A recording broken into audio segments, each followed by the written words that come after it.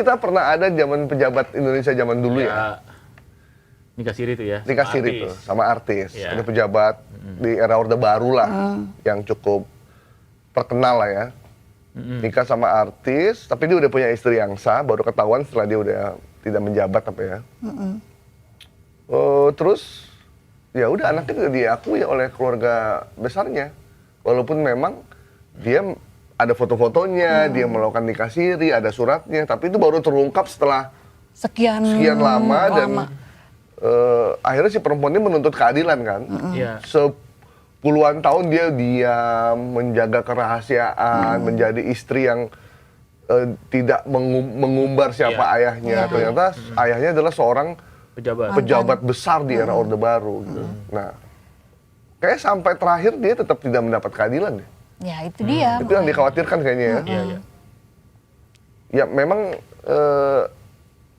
kalau kita lihat komen di medsos memang ini pro dan kontra.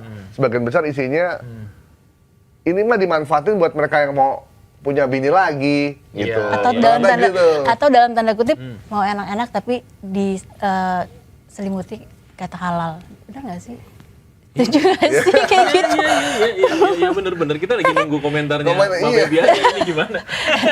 Itu dia. Kalimatnya mau enak-enak diselimuti kata halal. Itu kan, itu dia sebenarnya yang paling rawan sih sebenarnya. Karena itu tadi, karena nggak ada landasan hukum, ya kan. Terus mau enaknya doang gitu kan. Kalau saya sebagai perempuan sih yang pasti Nggak mau dong. Tapi memang banyak juga loh ternyata vox pop itu di masyarakat, bukan hanya perempuan. Laki-laki itu juga banyak yang sebenarnya kontra sama ini. Gitu. Oke. Itu kalau perempuan yang pengen di mana-mana ya gini. Biasanya kan pilihan orang menikah itu kan pengennya normal. Diketahui oleh keluarga besar, tetangga, teman-teman, kerabat. Biar mereka tahu bahwa pasangan ini udah menikah, kemudian mereka bisa berinteraksi, tinggal di satu wilayah, mau rumahnya kontrak, mau rumah sendiri, berinteraksi, terus jelas tuh kehidupannya. Nah, kenapa masih ada perempuan yang pengen hidup dalam kerahasiaan bersama seorang laki-laki? Tapi kalau menurut aku mungkin balik lagi sih, mungkin ada juga beberapa yang sebagian besar mayoritas itu mungkin karena faktor ekonomi. Gitu. Ekonomi ya. Nah, jadi mereka ya mungkin nggak ada pilihan. Kemudian akhirnya ya udah dia mau lah melakukan itu gitu. Tapi kalau tadi dibilang lagi sama Mas Andri yang bilang mungkin dia nggak punya biaya, jadi akhirnya dia nikah siri dulu.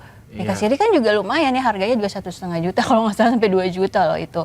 Gitu. Itu kan kalau pakai yang IO jasa online itu kan. Iya. Tapi memang yang menarik sebenarnya ada yang melihat peluang bisnis di situ gitu loh Mas Gaib. Iya, betul. Ini jadi bisnis kan? Iya, jadi bisnis. Emang kalau laki-laki ngerayu perempuan buat nikah siri itu gimana sih, Ndri? Coba, Ndri. Kalau sampai perempuannya mau gitu, apalagi si suaminya udah punya istri gitu. Itu dikasih pantun Mas Gaib. Mau tahu pantunnya? ada film Pangku ya? Iya. Udah nonton film ya. Di film ini ada seorang perempuan janda. Betul. Punya anak 1. Kemudian ada seorang laki-laki sopir ikan. Tinggal sendirian. Terus tiba-tiba dia ngajakin si perempuan ini menikah. Si perempuan ini ketika mau memutuskan untuk menikah karena dia bingung. Anaknya di sekolah tidak punya surat, siapa bapaknya, karena bapaknya pergi ketika dia lahir. Jadi sementara si laki-laki ini merasa kesepian dan dia senang sama anaknya. Akhirnya antara kebutuhan dia punya ayah buat anaknya dan kebutuhan si laki-laki ini karena kesepian, ya ketemu tuh. Akhirnya dia menikah siri. Nah, dalam perjalanannya sebulan atau berapa bulan gitu, si suaminya abis nyupir nggak pulang-pulang. Iya. Oke. Nggak pulang-pulang, kemana gitu, si istri nanya ke tempat kerjanya, terus rumahnya di mana disusulin, ternyata suaminya udah punya istri. istrinya lagi punya udah punya istri. istri sah. Sudah punya istri Sebelumnya sah. istrinya kerja di luar negeri. Oh, oke. TKI. Luar negeri.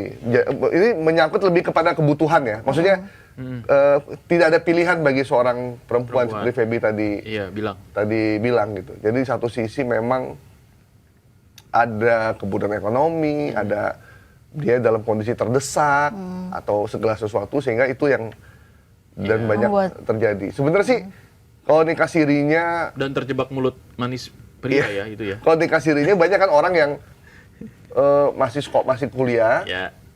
Tapi karena udah deket banget, tapi belum pengen dirame-ramein, atau dia lagi keluar negeri, lagi sekolah, biar enggak ini ya udah nikah siri dulu.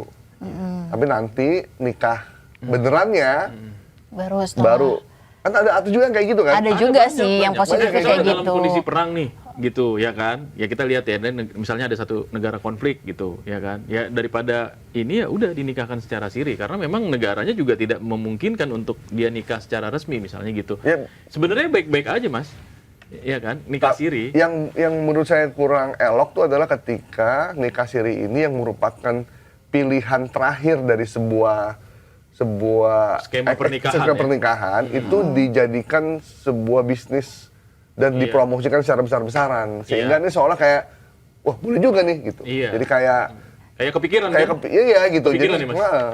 bukan jadi Bukan loh. Bukan. jadi kayak kok jadi kayak begini ya gitu. Gimana? Jadi kalau menurut aku juga kayak seolah-olah seharusnya pernikahan itu kan sesuatu yang sakral, Betul, ya kan? betul. Dan berdasarkan agama segala macam gitu. Nggak hanya di Muslim, mungkin juga Kristen, lain-lain gitu kan juga sangat menghargai dan menghormati proses pernikahan itu sendiri gitu. Tapi nah ini kayak kesannya jadi kayak dikomersialisasikan. Iya kayak gitu, apalagi secara online dan nikah sirih pula gitu yang landasan hukumnya juga nggak ada gitu. Dan gampang ya, pokoknya mereka udah nyiapin semuanya. Tinggal datang doang. Doang, iya. Ya itu dia, jadi kalau menurut aku ya biayanya berapa? 1,5 sampai 2 Sampai 2 juta. Ada yang malah Kan cuma murah. 500 Jadi ribu. kalau perempuan itu kan mesti ada walinya, Iya. baik ayahnya maupun atau ibunya atau kakak dari laki-lakinya, atau pokoknya nggak ada nasabnya sama dia, pamannya segala macam. Ya. Saya yakin ya, yang nikah siri ini saya ada sempat orang cerita juga, itu nggak usah bawa siapa-siapa, bisa nikah. Penggantinya. Nah itu jadi dia wali sebenarnya nikah. kalau Itu kan harusnya kan kita secara agama kan nggak sah boleh. sebenarnya. Iya. Gitu. Selama masih ada orang tuanya. Misalnya. Iya, orang tuanya masih ada, kakaknya masih ada. Ya cari dulu sampai titik darah penghabisan gitu loh. Iya. Gitu. Setelah itu baru kalau memang bener-bener nggak ada sama sekali itu udah habis pada meninggal baru gitu nggak jelas sampai ininya gitu. Nah kalau ini kayaknya ya datang aja berdua gitu. Iya. Datangnya berdua ke puncak mana gitu. Iya bahkan boleh di hotel, boleh di apartemen. Boleh gitu. bisa di mana jadinya Dimana gitu. aja. Nah ini yang menurut saya jadi nggak sakral. Iya. Ya jadi ada permainan dan komersialisasi tadi. Jadi kayak murah banget sih nikah karena Iya. dia kan sebuah ikatan perjanjian ya. Betul. Jadi harus serius. Ini jangan sampai akhirnya sebenarnya nih nikah kawin kontrak yang disakralkan dalam bentuk nikah siri. Iya. Dan Ada kan dikomersialisasikan. nikah kontrak ya. Iya. Nikah Itu beda mut'ah. itu ya. Nah itu banyak terjadi tuh di beberapa wilayah di Jakarta maupun di kawasan puncak sana ya. Jadi ada orang datang, orang luar negeri gitu, entah dari negara mana, datang terus dan dia bekerja di sini selama 6 bulan, setahun. Nah, terus dia nikah sama orang asli di situ. Orang lokal.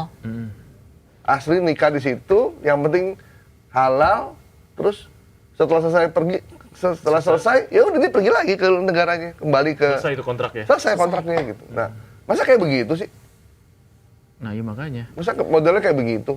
Dan banyak kejadian juga nih yang baru-baru aja kejadian kan juga kayak gitu kan. Yang di salah satu korbannya dosen. Iya. Nah, itu kan juga begitu kejadiannya. Maksudnya saya nggak tahu nih dia nikah siri atau tapi sudah tinggal bareng lah ya. Iya. Nah, terus kemudian akhirnya terjadi kasus kriminal kan. Gitu akibat dari pernikahan yang yang tidak diketahui banyak orang gitu, yang diam-diam aja. Ya kita nggak tahu dia udah nikah atau belum ya. Bisa Iya, jadi iya, udah nikah siri juga loh. Iya, jangan-jangan makanya itu dia. Kita nggak tahu ya, karena kan Jangan-jangan udah nikah siri. tadi tuh aman, Mm-mm.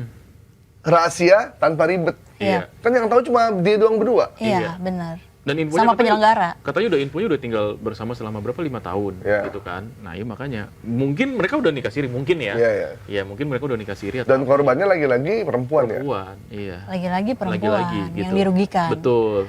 Terus kayak aktivis perempuan kayaknya udah mulai bersuara deh. Saya lihat tuh tadi di online ya. Karena mereka merasa yang dirugikan pasti Perempuan. ya pihak perempuan. Karena yang melahirkan, yang bawa anaknya pasti dia. Iya. Iya kan? Iya, iya, itu dia makanya. Dan tidak ada pengakuan dari negara, itu loh yang jadi persoalan. Itu Ketika dia. anaknya mau sekolah, dia ditanya gitu kan, mana aktenya? Nggak ada, bingung. Ya kan? Terus kemudian, itu kan udah berlanjut tuh. Nanti sampai ke ijazah tuh. Iya, sama ke ijazah. Iya. Tapi kita nggak bahas ijazah nih ya. Kita bahas nikah siri. Dan juga kalau misalkan nikah siri kayak gini online apalagi itu bisa cenderung menimbulkan modus-modus baru nggak sih? Masalah kayak mungkin prostitusi online terselubung lagi gitu kan? Bisa Pasti macam-macam, kan? bisa Bisa macam-macam macam-macam. itu.